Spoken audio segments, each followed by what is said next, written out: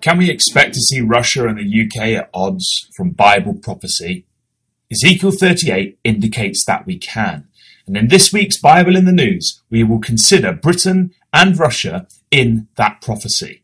Hello, this is Matt Davies joining you. Ezekiel 38 is a fascinating prophecy because it outlines to us the state of the nations in the latter days. This phrase, the latter days, is very interesting to consider. When we come across phrases in the Bible which repeat, it is because God, through his inspiration of his prophets, is revealing something for us to consider. The latter days is a signpost phrase. It is referring to a specific time in history. Consider what the Bible has to say about this time period of the latter days. Firstly, the people of Israel will have returned to their land after a period of dispersion, Hosea 3 verse 5. We have prophecies about other nations. For example, the nation of Moab, the area of Jordan, would be restored after a time of non-existence, Jeremiah 48 verse 47. We read that Israel will be victorious over their Arab neighbours in Numbers 24 verse 14. In Daniel 10 verses 14 and then chapter 11 verses 40 to 45, we read that a power to the north will attack Israel but will come to his end. Israel will face a time of tribulation also during this time of the latter days, which will cause them to reflect on God. Deuteronomy 4 verse 30 and 31 verse 29, and Jeremiah 21 verse 20 and 30 verse 24. But most interestingly, in this time period of the latter days, all of these things eventually end up with the kingdom of God on the earth, because we read in Isaiah 2 verse 2 and Micah 4 verse 1 that in the latter days God's law will go forth from Zion and all nations will obey it. The prophecy of Ezekiel 38 also has a lot to say about this time period of the latter days. It's mentioned in verse 16, so we know that Ezekiel 38 is indeed a revelation of events which will take place at the same time or during the same time period as the other passages we have referred to. Like the other passages, we see the latter days as a time period when Israel has returned after a period of dispersion from their land. The prophecy focuses on the mountains of Israel, which is the modern-day area of the West Bank. It mentions the Jews who lived there as living in places which were desolate places that are now inhabited, verse 12. The inhabitants are those who are gathered out of the nations which have gotten cattle and goods that dwell in the midst of the land. Therefore, this is speaking of our times. The state of Israel came into existence in 1948. And the Jews have been settling in the area of the mountains of Israel ever since, much to the disgust of the nations of the world.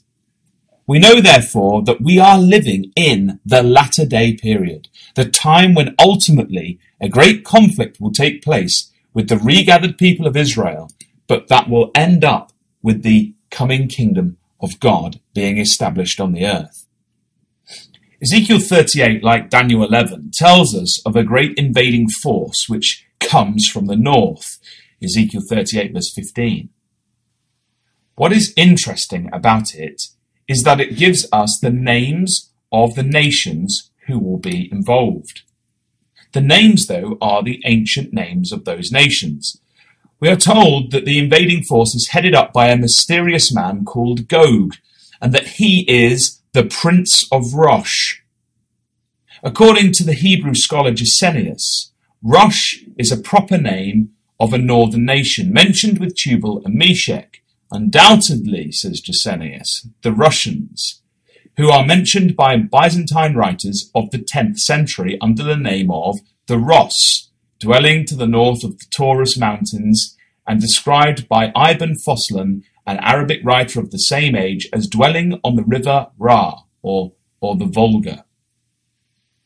Another scholar called Clyde E. Billington Jr. states, historical ethnological and archaeological evidence all favour the conclusion that the Rosh people of Ezekiel 38-39 were the ancestors of the Ross people of Europe and Asia. The Rosh people who are mentioned in Ezekiel were well known to ancient and medieval writers by a variety of names which all derived from the names of Tyrus and Rosh. Those Rosh people who lived in the north of the Black Sea in ancient and medieval times were called the Ross, Rox, or Rossi from very early times. From this mixture with Slavs and with the Varangian Rus in the 19th century, the Rosh people of the area north of the Black Sea formed the people known today as the Russians. Clyde E. Billington Jr., The Rosh People in History and Prophecy, Part 3, Michigan Theological Journal from spring 1993. Now, from this evidence, Gog, then, is the leader of the Russians. Currently, the leader of the Russians is one Vladimir Putin. Putin recently won another election as Russia's president, which will keep him in power for another 6 years. Now, we are not saying that Putin is the Gog of Ezekiel 38, but he is certainly showing the same ruthless aggression and tactical intelligence that we might expect from Gog. Gog, though, may still be waiting in the wings, learning from the behavior of Putin as Russia becomes great. In Ezekiel 38, verses 1 through 9, we read of Gog aligning Russia with other nations to invade Israel. Also with Russia are Persia, Iran, Ethiopia and Libya, northern African countries, Gomer from Western Europe, Magog from Eastern Europe, and the House of Togarmah, or the Turkic nations. The British power is also in Ezekiel 38, but is not with the attacking force who comes against Israel. They are found in verse 13 under the name Tarshish. There are some very good biblical and historical reasons for concluding Britain is Tarshish. Looking at the clues we get from the Bible, we can see that Tarshish is a trading power operating in the region of Sheba and Dedan, or the modern-day Gulf states. We're told that in Ezekiel 38, verse 13. Also in Ezekiel 38, verse 13, we read that there are political young lions with Tarshish. That is, nations who are now independent of their Tarshish mother lion. We therefore conclude that Tarshish is a colonial power, but those colonies have grown up to become independent powers in their own right. From other parts of the Bible, we find that the Tarshish people are descended from Japheth, and an area which is an island or a coastal land, Genesis 10, verse 4 to 5. It is thought that descendants from these men immigrated to the far west of Europe. In passages such as 2 Chronicles 9:21, Psalm 48:7, Isaiah 2 verse 16, 23 verse 1, 60 verse 9, and also in Ezekiel 27 verse 25, Tarshish was known as an ancient maritime power. Some of the oldest boats ever discovered have been found in and around Britain. Tarshish was an ancient trading power who was active in global markets and in the past particularly traded with India. 2 Chronicles 9 verse 20 to 21 teaches us this. In Isaiah 23 verse 6 we also read a prophecy of how Tarshish would take over from the trade of Tyre.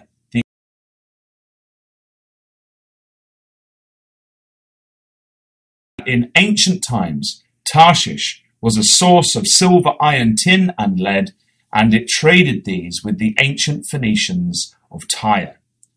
These metals are located in abundance in Britain, and there is abundant evidence that they were mined and traded in ancient times. When you piece all of these things together, it would appear that only Britain fulfills the requirements of the biblical clues of who Tarshish is. But what does this Tarshish power do in Ezekiel 38? Well, 2 points here. Firstly, Tarshish is on an opposite side to the Ross power. And the second point is that when Russia and her confederacy invades Israel, the Tarshish power can only say, "Art thou come to take a spoil? Hast thou gathered thy company to take a prey, to carry away silver and gold, to take away cattle and goods, to take a great spoil?" Verse 13. Although they pose this question, it does not appear that any action is or can be taken against the aggression of Gog. Therefore, we can expect from these 2 points that in the time period of the latter days when Israel had returned to their land, a distancing of the powers of Britain and Russia will occur. We can expect Russia to be dominant and aggressive, and Britain, although having the pride to verbally stand up to the Russian power, to not have the teeth to do anything to stop an invasion from Russia into Israel. The events in the news we are witnessing indicate that these predictions from the Bible are holding true. On March the 3rd this year, a 33-year-old Russian lady called Yulia arrived in London from Moscow. She was there to visit her father, Sergei Skripal. Mr. Skripal was a former Russian double agent. Sergei Skripal was jailed by Russia for spying for Britain, but released as part of a spy swap between the US and Russia in 2010. Apparently, according to the Evening Standard, he had recently written to Vladimir Putin and asked to be pardoned so he could visit his home country.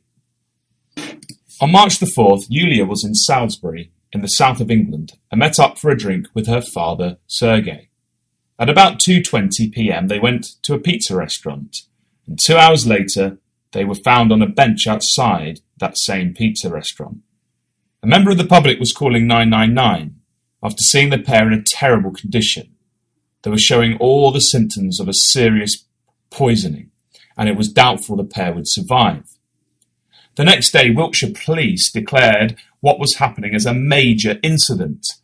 Boris Johnson, the UK Foreign Secretary, declared that Britain would respond appropriately and robustly if Russia was involved.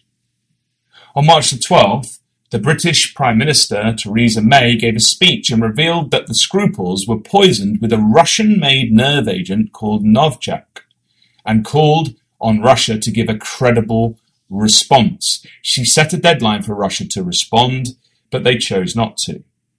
The Prime Minister said that there were two possible explanations. She said, quote, "Either this was a direct act by the Russian state against our country, or the Russian government lost control of this potentially catastrophically damaging nerve agent and allowed it to get into the hands of others." In a news report by The Guardian, it was reported, quote, "May made clear that she believed that there was already a backdrop of a well-established pattern of Russian state aggression, listing the illegal annexation of Crimea, violating European airspace, and a sustained campaign of cyber espionage and disruption, including meddling in elections and hacking the Danish Ministry of Defence and the Bundestag, among others. She also spoke of the extrajudicial killing of terrorists and dissidents outside Russia and the murder of Litvinenko." End quote. After the deadline was ignored, 23 Russian, quote, "undeclared intelligence officers," end quote, were expelled by Britain. Many other nations condemned Russia and expelled diplomats in solidarity with the UK. Britain has not shown their evidence that the nerve agent was Russian, and this has led to some in the international community condemning Britain. Russia denies all connections with the attack.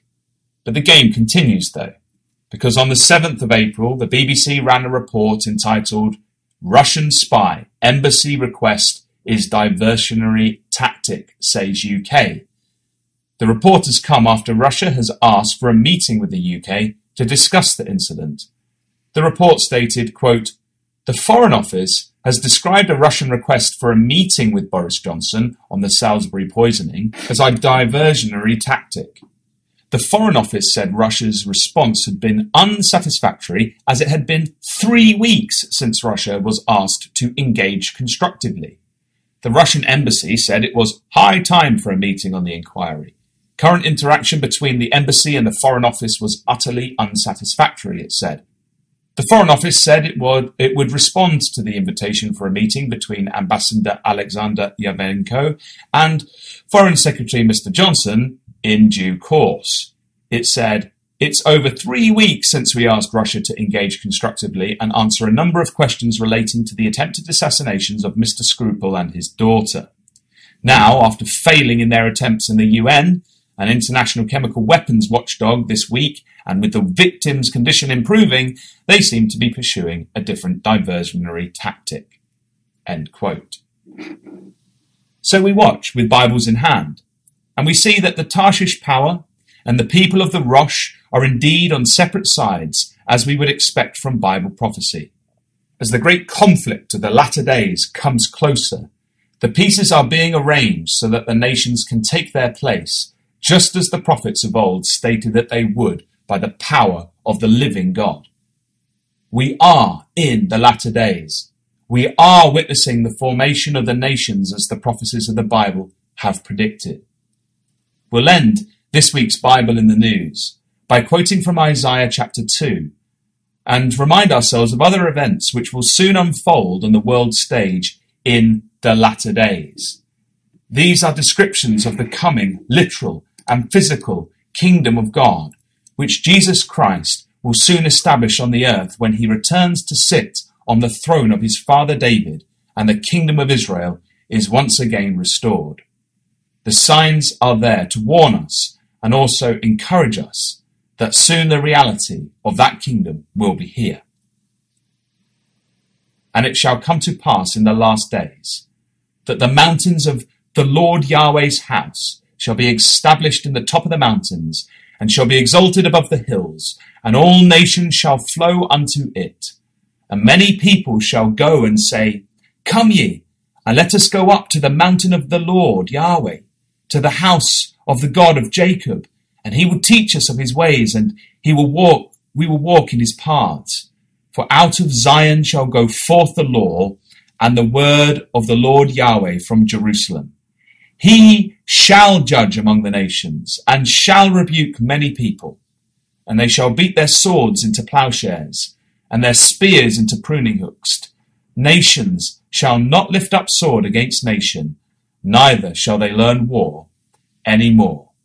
Isaiah chapter 2, verses 2 to 4.